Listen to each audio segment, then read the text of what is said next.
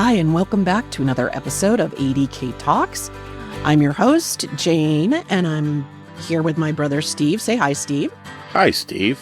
And we're really excited about today's episode that's going to dive into some Adirondack history and actually the importance of the Adirondacks in the scientific community. In the late 1800s, tuberculosis was one of the most feared diseases on the planet.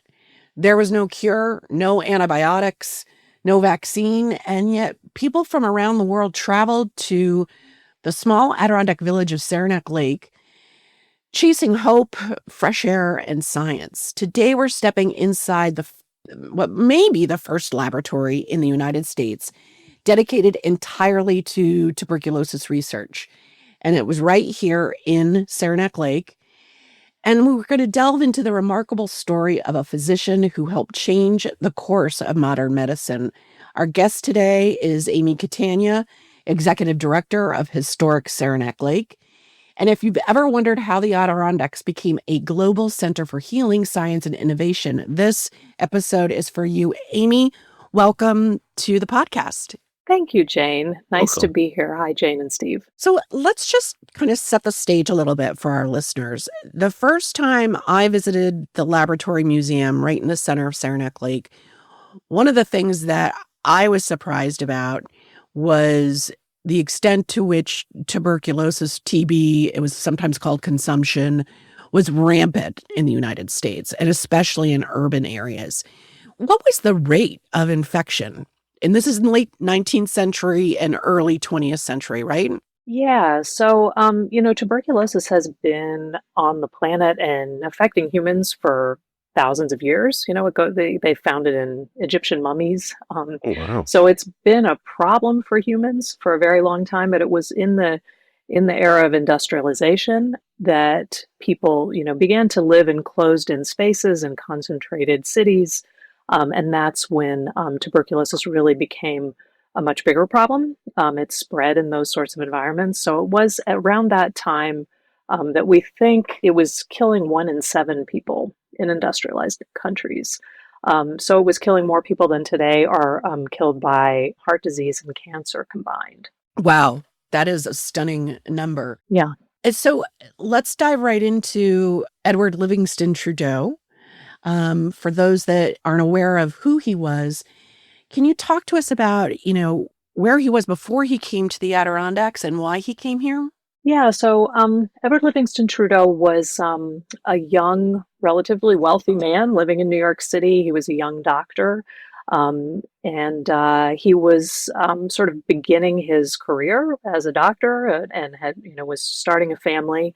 He was from a wealthy family of physicians on both sides, on his mother's and father's side. His father was a physician from Louisiana, and his mother was from France. Oh, wow. And he had been actually raised in France much of his life. So as a young doctor in New York City, he contracted tuberculosis, which was a really, a common hazard of the job at the time. And that's really what brought him to the Adirondacks. He had come here before as what was called like a sport. Young, wealthy men from the city were starting to come to the Adirondacks to sort of enjoy hunting and the sort of romance of the natural environment. That was sort of a thing back at that time. So he really loved the Adirondacks. He was a very good hunter, a very good sportsman, or a shooter, and he just loved being here. And he was very, very ill the first time he came back with tuberculosis. He really expected to die here, and it was really, he was trying to, I think, spare his family the infection, and just finding a peaceful place where he would, probably not return home.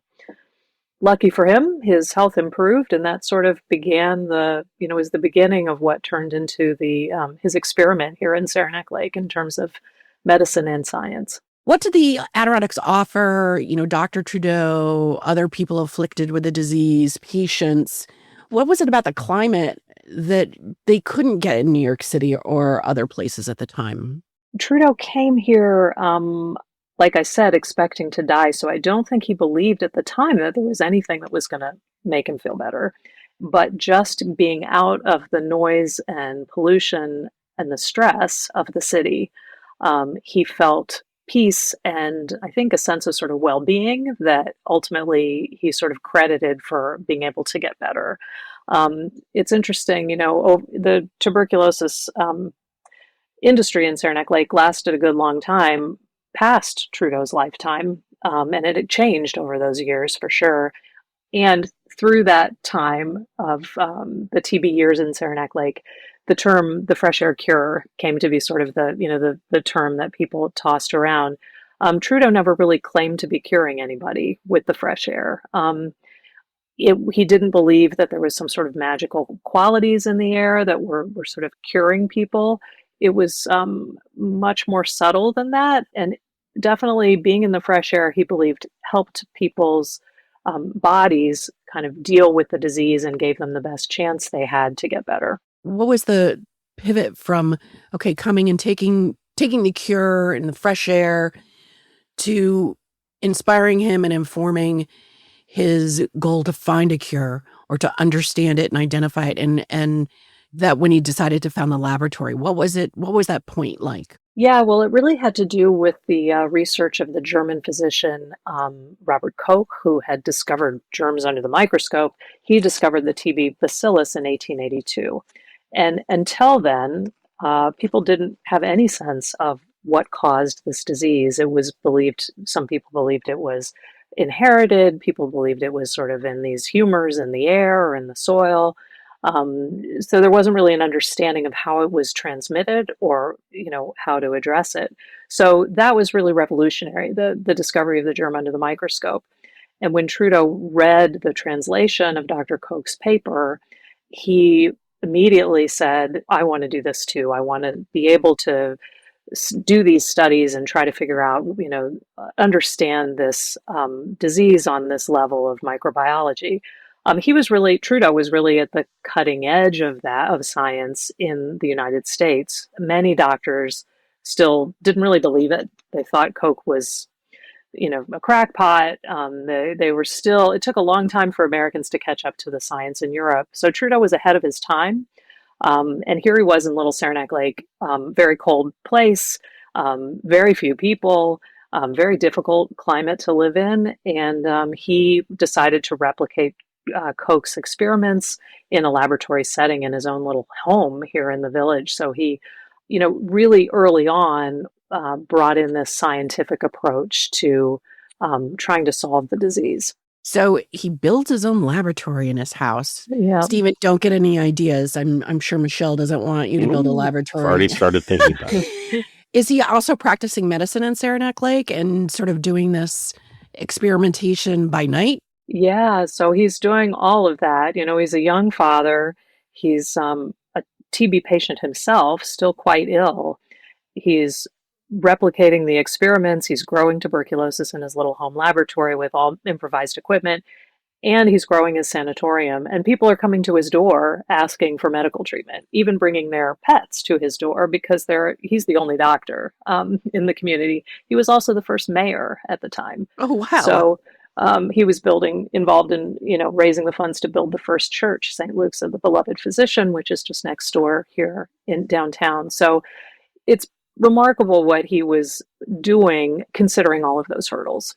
So you mentioned the sanatorium, which came first, the laboratory or the sanatorium? The sanatorium was about 10 years before the laboratory. So Little Red was the first cure cottage, one of the first cure cottages that's still here in town as sort of a symbol of what Trudeau did here.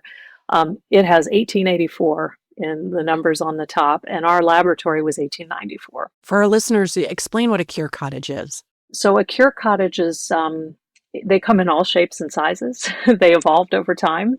My answers are never simple to these questions. That's okay. Little Red was the first, and it was built at the Trudeau Sanatorium property. And it was very small, just built for 2 patients with a tiny porch, only big enough for 1 patient to sit out to breathe the fresh air at a time. So it was a very rustic little, almost like a cabin. And what people were experiencing at that point in 1884 was very, very simple sort of nursing care. Wood stove, Some of the early patients who were working folks from the city must have been somewhat traumatized just by the wolves howling in the wilderness. But that, cure cottages evolved over time. So that from starting that little red in 1884, you can look at, say, even my house, which is a restored cure cottage.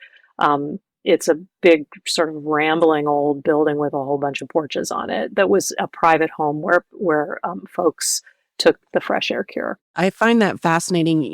I didn't know anything about cure cottages or Saranac Lake's history as a destination for people trying to seek relief or a cure from TB.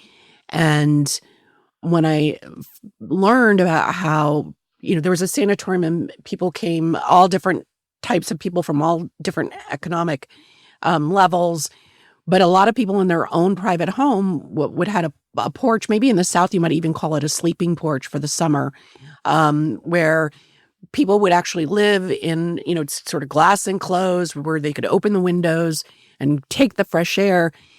You start to look at the architecture of Saranac Lake a lot differently because all of a sudden you start recognizing, well, there's a cure porch, there's a cure porch, there's a cure porch. It's really fascinating. So would these families rent out a room to the people seeking the cure? Or was Yeah, that was very commonly done in Saranac Lake. So, the first patients were coming to Trudeau's sanatorium, 1884. By the turn of the century, there were thousands of people coming, and they needed a place to stay. At Trudeau's sanatorium, they only cared for several hundred people at the most at any one time. So all these other people represented an economic opportunity for the folks who were here in the village. So there was sort of a quick evolution to people taking in TB patients for extra income. And, one of the questions we commonly get at the museum is, weren't people scared? Like, this is a very deadly disease. It's highly communicable. And, why would people rent rooms to these sick people? Well, most of the people who were renting the rooms, who were running the cure cottages, were themselves here because of TB. So they were people who had come here and their health had improved, or they were here as partners, spouses of folks who were patients. And it was a way to support yourself and make a living. The majority of the cure cottage operators were women, which is a topic we haven't completely delved into. We would love to learn more about that. And, with the help of some research over time, hopefully we'll get there. But my sort of theory about it, and this is based on kind of anecdotes of who these operators were, they were often women who came here with partners who had potentially died of the disease or were, infirm still. And it was a way for women, it was one of the ways that women could make income.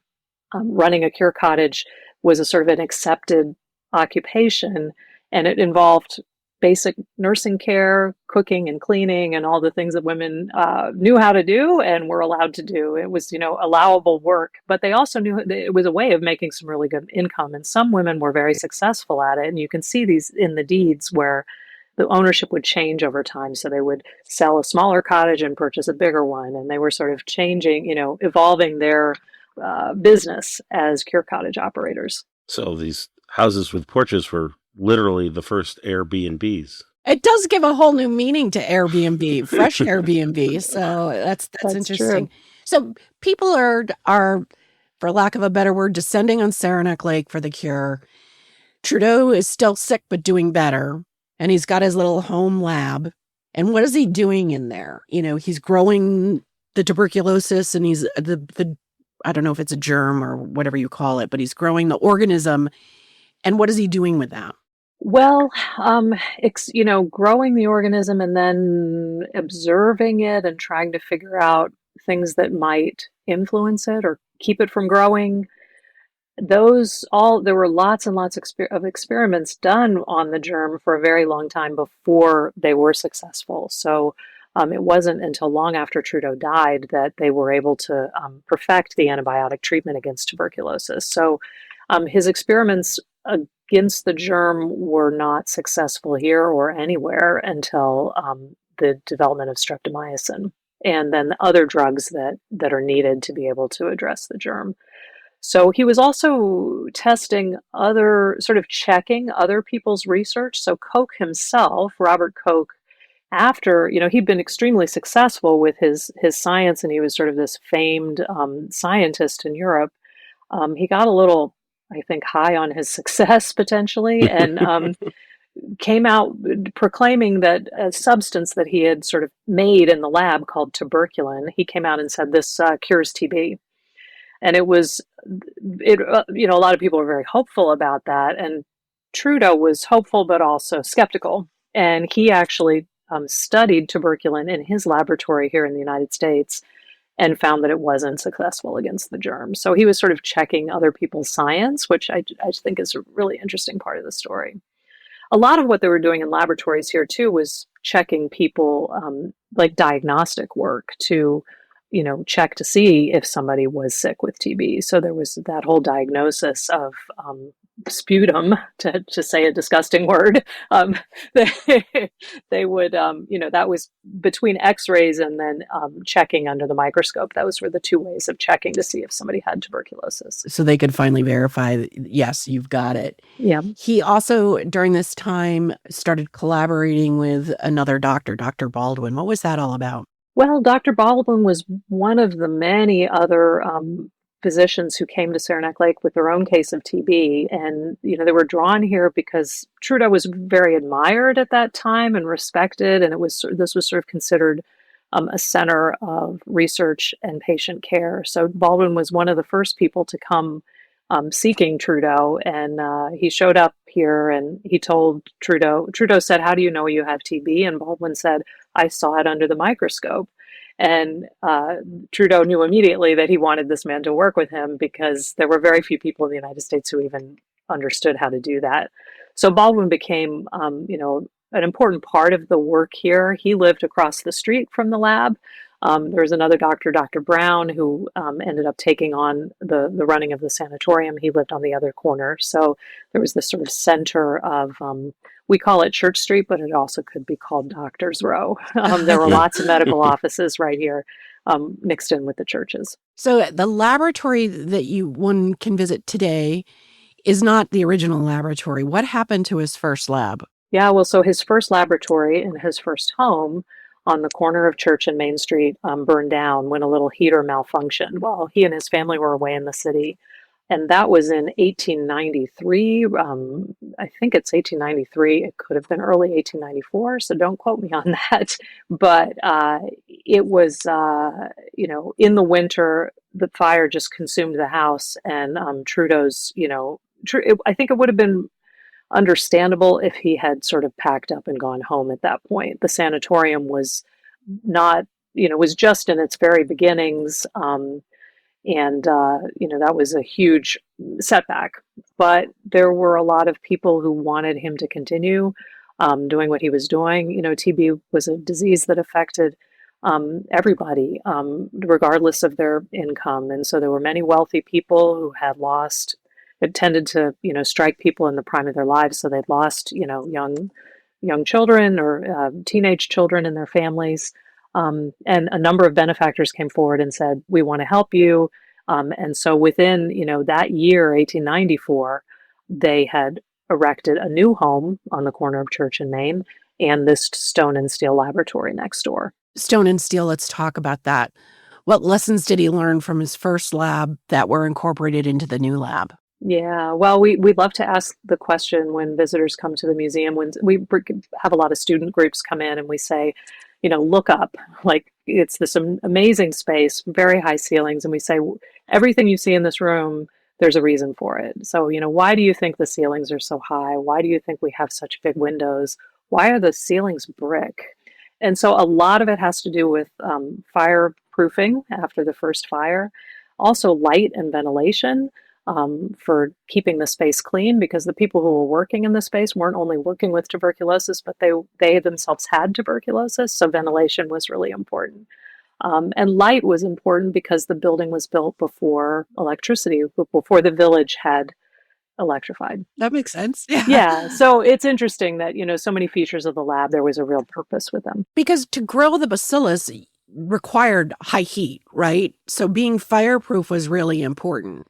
Yeah, they needed to keep it at a constant warm temperature, which is still a challenge today in Saranac Lake. Yeah, sure. Um, so yeah, fire was always a threat. I mean, we've lost a lot of buildings in the village to fire, but in a laboratory, to have those heaters going, that was a risk. You mentioned that he could have just packed his bags and left, and that several benefactors came forward. I mean, he was a wealthy man, but the funding was really important. How important was the influence of those people on him to stay?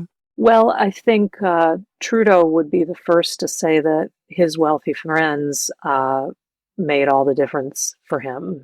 He was what he was trying to accomplish here was expensive, and he was a great fundraiser. His autobiography, which he wrote right before he died in 1915, is just this wonderful resource of all sorts of history. It also is full of thanking the donors, because he knew that without the funds, he built over 50 buildings at the Trudeau Sanatorium property. By the time it closed, so it was an amazing sprawling property.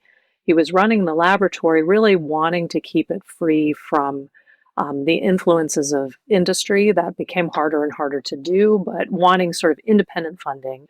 Um, and he was very good at getting large gifts that were unrestricted, and he was able to, not only do the scientific work here, build the sanatorium, but also, meet his dream of being able to provide care for folks who couldn't fully afford it. Originally at the sanatorium, he wanted it to be for working class people and it was wanted it to be totally free. That became harder and harder to do because of the expense, but also people of all classes wanted to get into the Trudeau Sanatorium because it was really considered some of the best care. So it ended up providing care on a sliding scale, but there was still a lot of expense there. Why was helping working class people so important to him? Why was that an emphasis? Well, when he came here and was just starting out, and he had himself benefited from getting out of the city and being cared for, just good nursing care in a peaceful and healthy setting. Um, he saw what the city was like, and he knew that the people who were most affected were people living in very closed-in situations in tenements without any ventilation. He really believed in the ventilated spaces. Even before Koch verified that, by discovering the germ, he believed that people were transmitting it through the air when they coughed. He sort of understood that. And so, I think he just understood that as a communicable disease, it wasn't really going to be addressed until the people who were most suffering from it were able to get out of that environment and get care. It's kind of an interesting juxtaposition when you think about, the Adirondacks at the turn of the century, the Gilded Age. It's the playground for the Vanderbilts and the Morgans and the Rockefellers. And at the same time, it then who are maybe kind of responsible for the denseness of the city and the pollution of the city and through the Industrial Revolution. And then they come up here to recreate, but then it's also at the same time a place where people who really need the fresh air, who are consumed by tuberculosis, that now they're coming up here for a very different reason. It's kind of like a sort of a really added layer to the story of the Adirondacks that I think is interesting. So can you talk a little bit about, so he's doing this thing in Little Saranac Lake in the mountains of upstate New York. What was the impact globally? So what was his influence and what was the impact of his findings, not just in the US, but beyond our borders? Well, just in his time here up until he died in 1915, the world was changing very quickly. So, people were becoming more interconnected with the telegraph and, just industrial changes. And so, one of the things that Trudeau did early on was an experiment that kind of put Saranac Lake on the map and was well regarded around the world, and it was the Rabbit Island experiment. So, um, when we look back at it now, it looks a little rough and rugged, but the experiment demonstrated that what he was doing in Saranac Lake was worthwhile. So the gist of the experiment was that to kind of simplify it a little bit, basically there were two main groups of rabbits. One that he put in a box and sort of replicated the conditions of life in the tenements. So these rabbits and he infected them with TB, and then he put them in the box, and they had very poor quality air, no sunlight, poor nutrition, no exercise. You can sort of imagine what happened to those poor rabbits. The other group he infected with TB and set them loose on an island called Rabbit Island today. And those rabbits had access to fresh air and sunlight and natural food and exercise and happiness and romance with other rabbits. All of those things were what TB patients in Saranac Lake were benefiting from. And when he went back and studied the two groups, the rabbits on the island have much better success. Only one had died of TB, and the other rabbits, when he, checked them, they had no signs of TB at all in their bodies. So he wrote up the results of the experiment, sent it out around the world, not by email like we would today, but eventually the word of this experiment got out. And that really showed that it was sort of scientific proof that the sanatorium model was successful. Trudeau's sanatorium model was not the first. He really replicated his sanatorium treatment on things that were being done in Germany.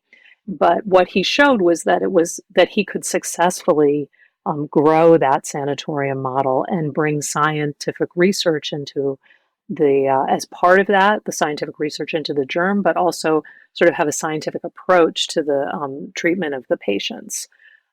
So those were two things that I think sort of put him on the cutting edge of working with tuberculosis. By the turn of the century, there were sanatoria all around the country that looked a lot like what Trudeau was doing here in Saranac Lake. So his work really, I guess in a nutshell, is not so much that he found the cure for tuberculosis, but he was the first to be able to really identify it under a microscope so you could tell who actually had it and track it.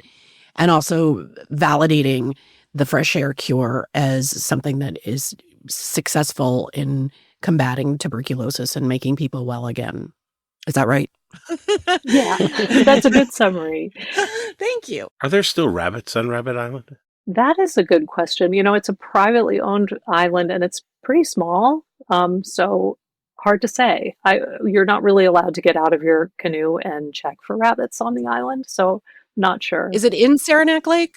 It's on Upper St. Regis, which is where Trudeau had his camp and where many of his wealthy friends also had great camps. And yes, back to the great camp, wealthy person dynamic, many of those families had someone in their family that had tuberculosis. So although they were here for the natural environment and sort of the great camp, life of the wealthy, they were sympathetic to what Trudeau was doing and, wanted him to succeed. Yeah, TB didn't discriminate. Right. But it made it much worse for people. In New York City, you can visit the Tenement Museum. It's eye-opening when it's in the lower east side of Manhattan. Listener, if you get a chance, it's fascinating. I just also want to mention your website. So all the things we've talked about today, you can see the laboratory there. It's better to go and see it in person, and I would really encourage people to do that. It's not a huge time commitment. I think when I went, we spent about an hour there, and as I said to Amy just before we got on this recording, I went 2 summers ago with my bestie, Pam, who often accompanies me on my little scouting trips around the Adirondacks. We'd had this, nice lunch, a couple glasses of wine, and it was a beautiful day. She's like, "What are we going to do now?" I'm like, "Oh, we're going to go to the TB Laboratory Museum." She's like, "What?"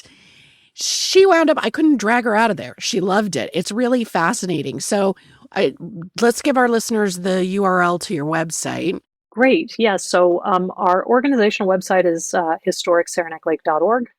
And then we also have a wiki website, which is our website of local history. It has over 7,000 pages of local history and photos. It's amazing. And that is wiki.historicsaranac.org, wiki, W-I-K-I.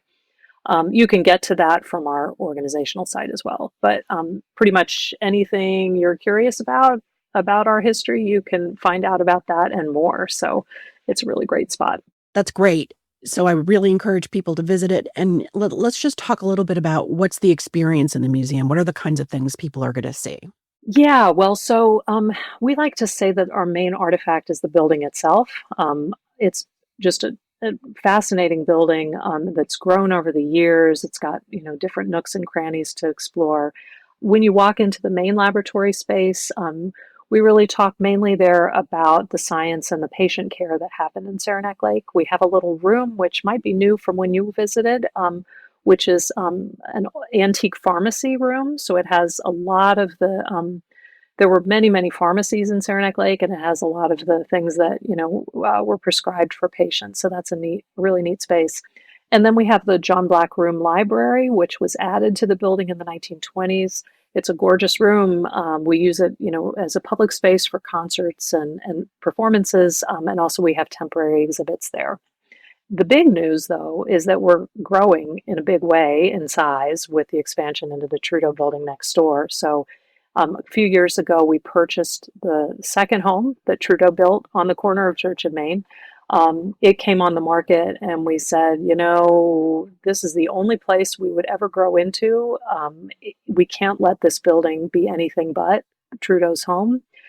There were rumors that it might be torn down for a CVS, and there was no way we could watch that happen. So we took the plunge, purchased it. We raised over $4.5 million to rehab the building, and it's gorgeous now. It has an elevator inside.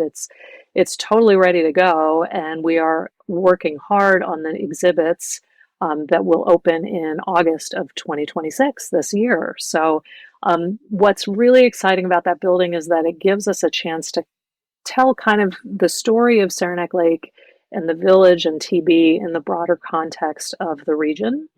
Our community is the Saranac Lake Central School District region, which goes as far up to Long Lake and Bloomingdale and Paul Smiths.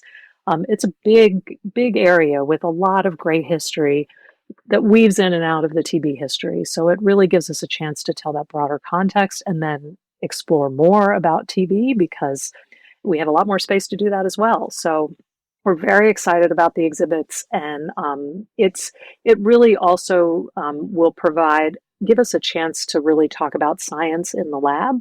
Right now, we're trying to talk about everything here at the lab, and it moves the patient care side of the story, the medical side to the Trudeau building, where there's his original cure porch. It's a perfect place to talk about the TB cure, and here we can really talk about the scientific research and also issues in public health today. I mean, tuberculosis is still with us. It kills over 1 million people around the world every year. And there's so many issues to talk about in terms of tuberculosis today. So we'll be able to do that as well here at the laboratory.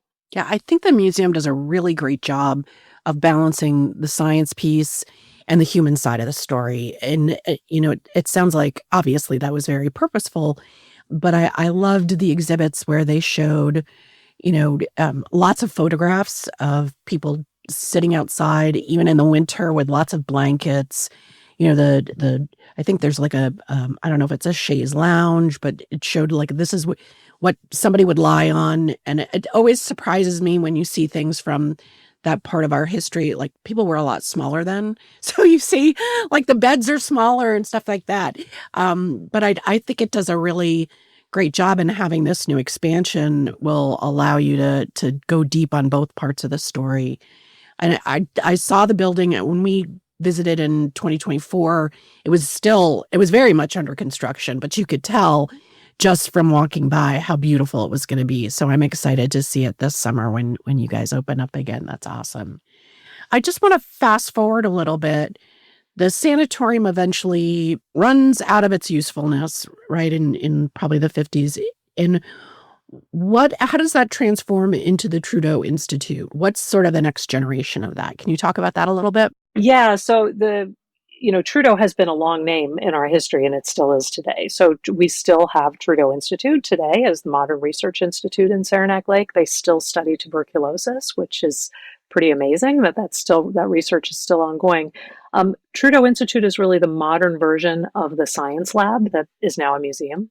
So our laboratory closed in 1964, and Trudeau Institute opened its doors then. So the science really continues there. The other piece that closed down and changed completely was the Trudeau Sanatorium property. So the Trudeau Sanatorium in the 50s, they had discovered the antibiotic treatment. People no longer needed to come for long periods of time for rest care. And so the sanatorium property closed, and the community was very lucky to find the American Management Association, and they took on the property, and that was a center of their operations for quite a long time. They still have a presence here, but a preservation developer recently purchased the majority of the property for renovations. So, it's interesting to look back now and say, well, the American Management Association actually operated that sanatorium property longer than it was a sanatorium. And that was a really important part of our history as well. That was a major, part of Saranac Lake's local economy was the American Management Association. You mentioned something earlier. I thought one of the interesting facts was when all of these cure cottages in the sanatorium and all of that was in its peak time. I think I saw at the museum there were something like 17 different pharmacies in Saranac Lake. I mean, I don't think there's 17 different pharmacies in a mid-sized city. That's pretty amazing. Yeah, we have quite a impressive sort of downtown commercial district. Large buildings. A lot of them have been well maintained, and it's still quite a nice, like, historic Main Street feel in Saranac Lake. And those commercial buildings really, went back to the tuberculosis industry. There was a demand for pharmacies and furriers and specialty clothing companies and specialty grocers. So there were, for a small town of, today just about 5,000 people, the commercial district was really catering to many more people than that. And that still shows in our downtown. Didn't I also read that the Saranac Lake's famous Winter Carnival, which is one of the oldest in the U.S., started because they were looking for a way to entertain patients during the bleak winter months in the Adirondacks. Is that true? Yeah, that's true. That's true. And some of the first people who, funded the carnival and helped organize it, helped raise money to get the events together and stuff were the doctors. And Dr. Trudeau and Mrs. Trudeau were some of the first, I don't know if they were called King and Queen at the time, but they were sort of the first leaders of the committee that made Carnival happen. Yeah, I mean, curing was a long, tough business. People were here for, often 2 years or longer.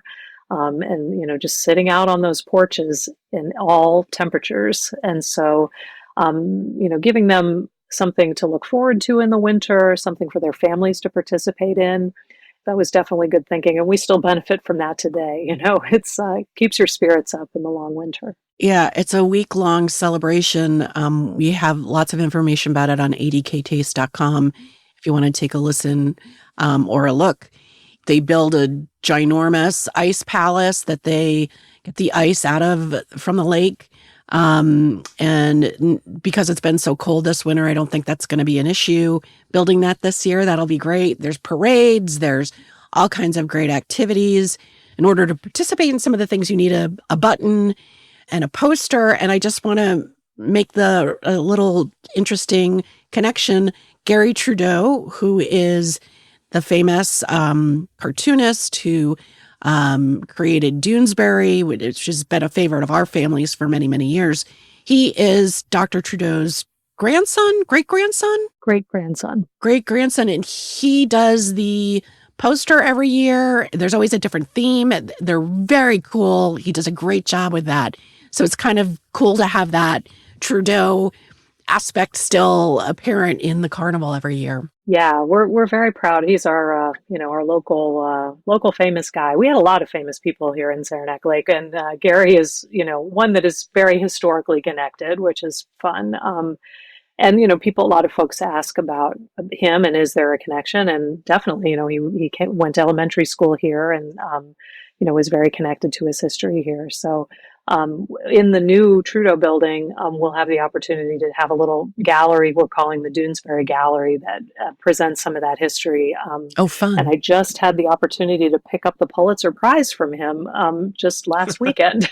So it's here in my office, ready to be displayed, which is exciting. Awesome. Yeah. Steve and I are famous for getting off on tangents, so I don't want to get us too far off, but two other interesting trivia celebrity connections. Lana Del Rey is from Saranac Lake, the recording artist. And Faye Dunaway spent 2 summers in Saranac Lake as a waitress working there. So Saranac Lake may be small, but it's got a mighty history. So that's awesome. Yes, we have lots of history with artists and musicians that were here with TB.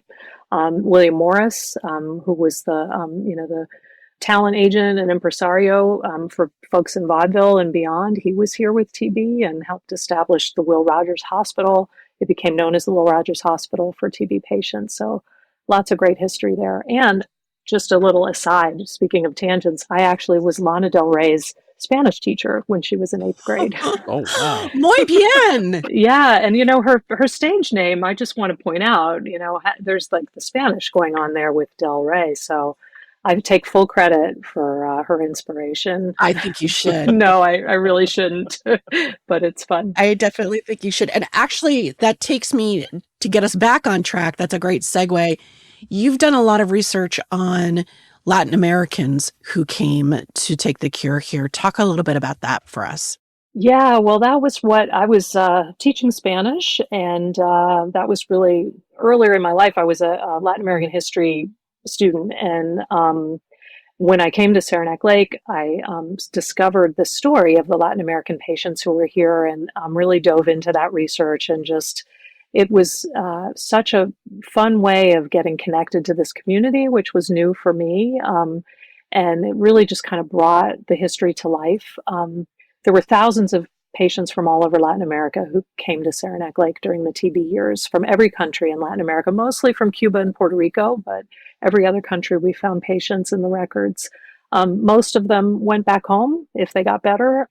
But there were a few who stayed and really became a part of the community. And so in my research, I was able to find them and talk to them and just hear these amazing stories of, just what an international place this was. And it's fun still to, walk down our streets. Today, we don't have that same makeup. It's, not as diverse as it used to be, but you can sort of picture on a cold and snowy night, when you walk down one of the streets, you can imagine like, oh, this is where the Norwegian patients were. And you would have heard Norwegian on the porches, and you would have heard Spanish over here. And a lot of patients were mixed in other cottages. So it's just, it really enriches, when you learn about the history of a place, it makes the present feel that much richer, I think. Yeah, for sure. Amy, we haven't asked you, what's your background? Are you native to Saranac Lake? What brought you to Saranac Lake? I sort of happened upon Saranac Lake. Before I lived here, I lived in Oregon, and I had moved all around many different places until I came to Saranac Lake, and that was almost 30 years ago. So I realized that makes me quite old I've been here for almost 30 years. So my husband and I got married here and raised our children here, and we never left. And how do you go from being a Spanish teacher to the executive director of Historic Saranac Lake? Well, the research into the Spanish-speaking patients was really my segue. Okay. And, I have found that many of us who are teachers are good at doing a lot of things. And being an executive director, you have to be good at working hard at a lot of different things. So for me, it's sort of a natural, change and a fun, really fun job. I feel very lucky to have gotten to, lead the museum for a long time now. That's awesome. Yeah, both of our parents were teachers. My dad, that was his career, teaching middle school, which is, God's work, frankly, dealing with kids that age. Well, Amy, this has been fascinating. I've learned lots of new stuff. I hope our listeners learn lots of new stuff and definitely encourage them to go and visit the museum in person, especially after the opening of the Trudeau home in August. But before we set you loose into the wilderness, we love to ask all of our guests, what is their favorite spot in the Adirondacks? You can't stay in the museum, but it could be anything. It could be a trail, a paddle, ice cream stand, anything that you love. What would you tell people, hey, don't miss this when you come to the Adirondacks? Well, that is an impossible question to answer when you love the local history, but I'll give you more than one answer quickly. That's good. That's fine. Favorite spot is the Hotel Saranac, which was restored not long ago, and it's a big brick blob of a building on the outside, but it's gorgeous inside. It's an old 1920s hotel. Really fun to go in there. That's where I had my wedding reception before it was renovated. So just a gorgeous space and very historic. I love going on a walk through the Park Avenue gates, down through the Trudeau Sanatorium property, especially on a snowy night. You can almost feel like you're going back in time, back up to Baker Chapel, which is the beautiful old stone chapel there. And then I guess my most favorite spot is my cure porch at home. So Oh, I have wow. an old cure cottage that we have, brought back to life. It was in foreclosure, and my husband and I did what we could to bring it back. And I have the original cure porch off of our bedroom with the cure chair that used to be in the house, and the former owner of the house gave me the cure chair back. So it's to lie in that porch, regardless of the weather, is the most peaceful thing, and it's the best way to have a good nap because you immediately fall asleep. It's just for me. So I feel very lucky to have the chance to, sort of live the history by being on my own cure porch. That's such a great connection and such a great way to wrap this up. Let's mention your website URL once again and the location of the museum so our listeners can make sure they put it on their bucket list when next time they're in the Adirondacks. Awesome. Yeah. So we're www.historicsaranac.org. And you could find our museum right here downtown Saranac Lake at 89 Church Street. We're open year-round, Tuesday through Saturday from 10 to 5. So come and visit us. Awesome. Amy, thank you so much. Stay warm. It's a snowy day today in the Adirondacks, and I look forward to hopefully seeing you this summer. Sounds good. Look forward to August. it. Thank you so much. Nice to meet you, Steve and Jane. Thank you. Thank you. Thank you. It was so much fun to dive deep into that institution and that the rich history just of Saranac Lake, its important role in medical history. I just find it really, really fascinating. And it gives a whole different aspect to the traditional discussion of the Adirondacks in the Gilded Age and during the Industrial Revolution. It adds a whole nother dimension, which I think is fascinating. It's awesome. I completely caught off guard the whole Latin American component to it. Yeah. Imagine people traveling from Central America, from Puerto Rico, or from Cuba To Saranac Lake, can you imagine what that to must Saranac Lake. That journey in itself must have been pretty, especially if with tuberculosis. I mean, I can't even imagine what it would have been like. I know we talk about how arduous the journey was from, New York to Racket Lake. It took 32 plus hours. Can you imagine coming from Cuba? Yeah, exactly. Yeah. That's crazy. One of the things that occurred to me as we were having this conversation is we speak of Saranac Lake, and the village of Saranac Lake, which we've mentioned earlier, isn't on Saranac Lake. And That's right. there's an upper Saranac Lake and a lower Saranac Lake, and there's a chain, and they even have locks that connect them so you can sail. And then we brought up Rabbit Island, which is on Upper St. Regis, which is north of Saranac Lake, and that's connected to Lower St. Regis, which is where Paul Smith's is. And Right. I wish we almost need to do a companion map. I know, and I think I did an article on this on adktaste.com, but, the village of Saranac Lake is actually on Lake Flower. Correct. Tupper Lake is on, I think, Saranac Pond. So when you're in Tupper Lake and you see the lake, you're not actually seeing Tupper Lake. Saranac Lake, if you see the lake, you're not seeing Saranac Lake, you're seeing Lake Flower. And if you're in Lake Placid, you're probably seeing Mirror Lake. Yeah, exactly. It's, it's all what's in a name. So that's fascinating. And I just think, the story of Saranac Lake, which I didn't really know until I was older, it's fascinating. And it's deep in this medical history, but it's also a reminder that it's a place of innovation and compassion and community, and how all of that combined to make a very big impact in the world, from this small Adirondack village. So, and I have to congratulate you, Jane. For what? You didn't ask about ghosts. I did not. Well, no. We do know the history of the sanatorium, what's there. Yeah. Listener, if you want to know about, and not just the sanatorium, but Hotel Saranac, I didn't bring that, And Hotel Saranac as well, right? Yeah, exactly.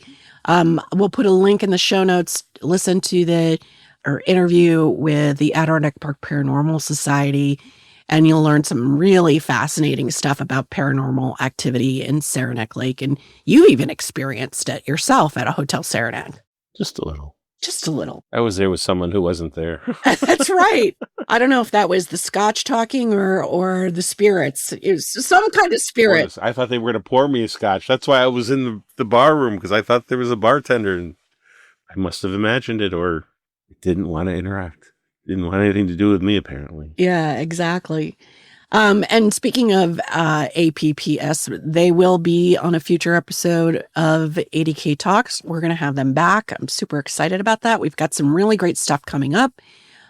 So if you like what you heard today and you want to make sure you don't miss a future episode, please subscribe, rate, and review ADK Talks wherever you listen to podcasts, on Apple Podcasts or Spotify, Amazon Music.